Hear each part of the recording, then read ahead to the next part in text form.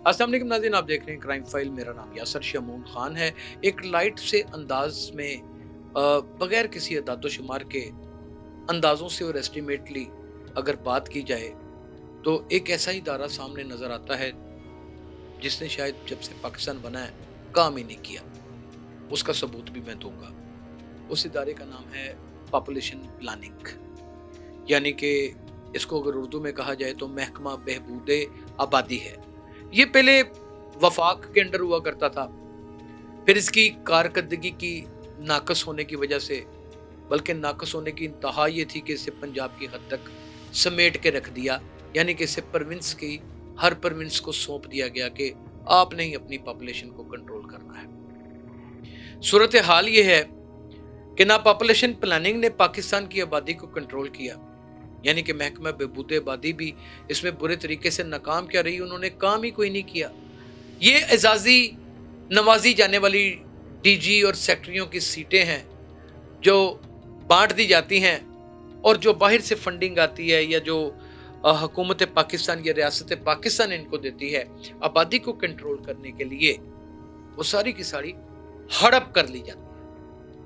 हड़प से मुराद वो पूरे का पूरा चेक उठा के अपने अकाउंट में डाल लिया जाता है। इसकी बहुत सारी हमारे पास शवाहद भी हैं और बहुत सारे लोगों के तज़िये भी मौजूद हैं। अगर आप कहेंगे तो वो भी मैं आपको सुना दूंगा, लेकिन वीलॉग को नॉर्मल और कंस्ट्रक्टिव रखने के लिए ये बात भी बता दूं कि हमारी आवाम ने भी कोई कमी नहीं छोड़ी।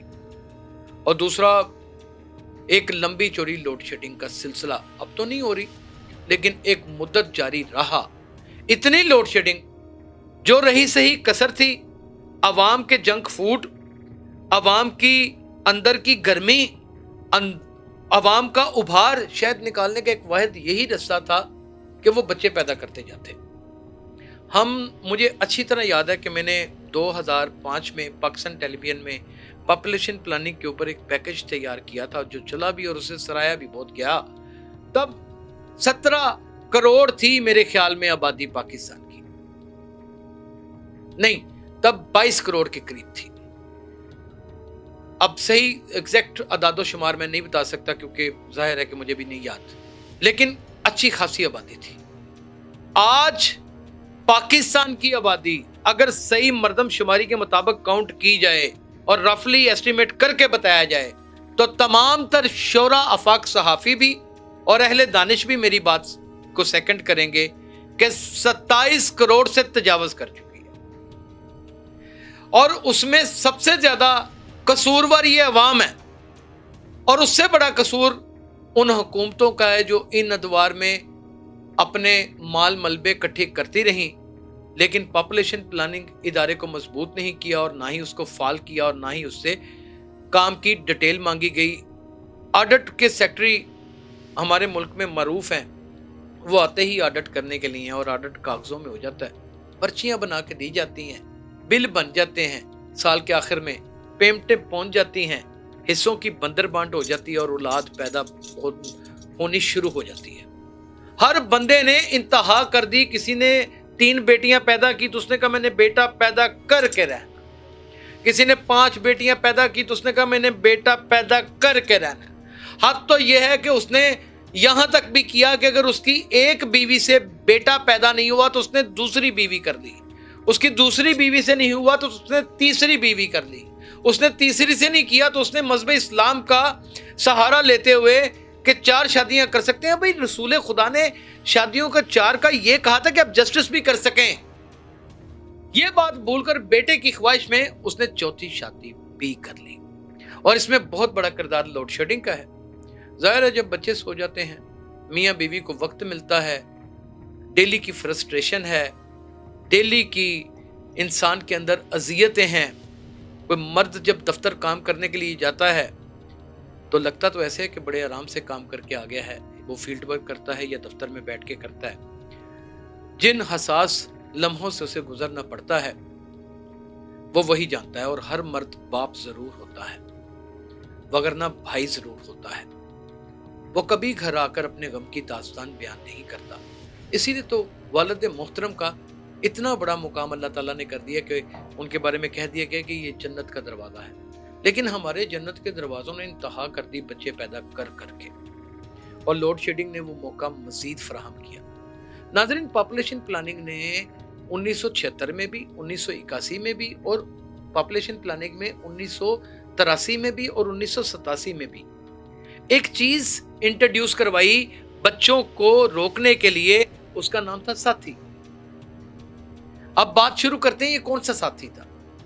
یہ جیون ساتھی نہیں تھا، یہ وہ نہیں تھا میرے جیون ساتھی پیار کیے جا، نہیں، یہ وہ ساتھی تھا جو آپ کے ساتھ کو مزید مضبوط کرنے کے لیے اور آپ کے اندر بیٹے کی لالچ میں کئی بیٹیاں پیدا کرنے کے چکر میں، جبکہ یہ مرد کا انٹرنل ذاتی فالٹ ہے کہ اس کے ہاں بیٹی نہیں ہوتی، اس کے اندر ہی بیٹا نہیں ہوتا، اس کے اندر ہی بیٹا پیدا کرنے کے جمس نہیں پائے جاتے، لیکن وہ کئی بچیوں کو، کیونکہ ہمارے ہاں پاپولیشن میں اگر دیکھا جائے تو خواتین کا تناسب کہیں زیادہ ہے مردوں سے، وہ تقریباً 53 سے تجاوز کر چکا ہوا ہے، اور 47% تقریباً آلموسٹ آپ کہہ سکتے ہیں کہ مرد حضرات ہیں۔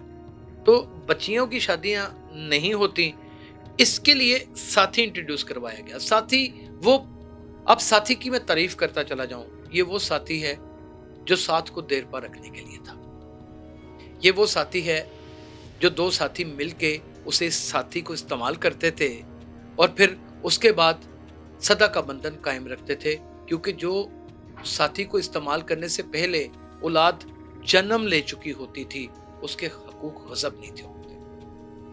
یہ وہ ساتھی تھا جس نے اس ملک کی پاپولیشن کو روکنا تھا، ایک پرکوشن تھا جو نہ دیا گیا اور نہ ہی اس عوام نے لیا۔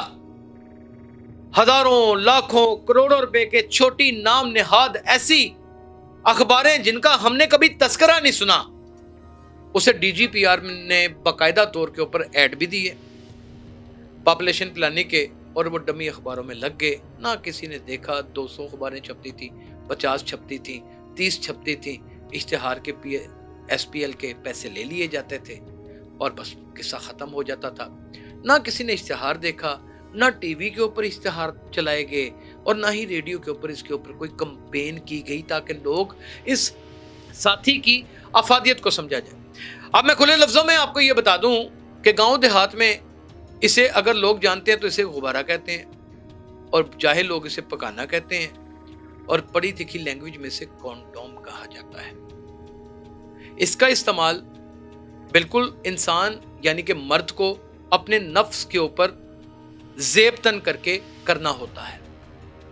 آپ سوچتے ہوں گے کتنا ولگر اور کتنا واہیات قسم کا ویلا کر رہے ہیں، لیکن ولگیرٹی یہ ہے کہ آپ 3 ٹوینز بھی پیدا کریں اور 6 بچے آپ کے 3 سال میں ہو جائیں، اور آپ کسی ایک بچے کے حقوق کو بھی پورا کرنے کی صلاحیت نہ رکھتے ہیں، اور لالچ ہو بیٹا پیدا کرنے کی۔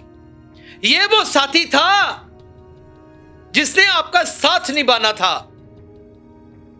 لیکن آپ نے تو ساتھی جس کے ساتھ نکاح کیا، آپ نے اس کے ساتھ اتنا ساتھ نبھایا، اور ایک مخصوص وقت میں، رات کے وقت میں، تاریکی میں، اکیلے پن میں، اس کا نتیجہ کیا نکلا؟ آج 27 کروڑ عوام ہے پاکستان کی، معاشی حالات آپ کے سامنے ہیں، اقتصادی حالات آپ کے سامنے ہیں، ڈالر ریٹ آپ کے سامنے ہے، مہنگائی کا طوفان آپ کے سامنے ہے۔ اب ہم صرف اور صرف ریاست کو اس کا ذمہ دار ٹھہرائیں تو میرا ویلاگ سننے کے بعد یہ ذمہ داری تو ختم ہو جائے گی، یہ الزام تو بالکل نیست و نابود ہو جائے گا۔ نہیں، یہ عوام نے اور خاص کر کے محکمہ بہبود آبادی نے اس ساتھی کی انٹروڈکشن ہی نہیں کرائی۔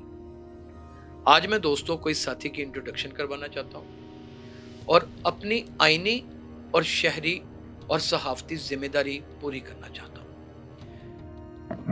یہ سمجھ لیجئے کہ یہ مرد کا وہ نفس ہے اور ایک باریک سا جلی کا بنا ہوا، جس کو آپ، اور پھر اس کے بعد آپ نے اپنی زوجہ محترمہ کے پاس اس فطرتی عمل کو پورا کرنے کے لیے جانا ہے جو آپ کی جسمانی نیڈ بھی ہے، جو آپ کا مذہبی فریضہ بھی ہے، اور جسے آپ کو پورا کرنے سے کوئی نہیں روک سکتا، لیکن اس کے آنے والے نتائج سے یہ ساتھی آپ کی مدد ضرور کر سکتا ہے۔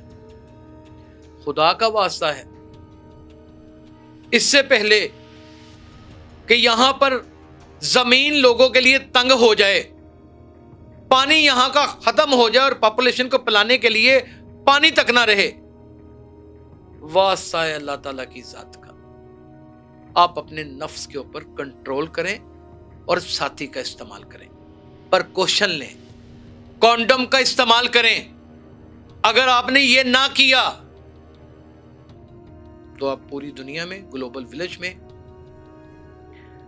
خدا نہ خواستہ بڑے برے طریقے سے استعمال ہو جائیں گے۔ اپنا بہت خیال رکھیے گا۔ اللہ حافظ۔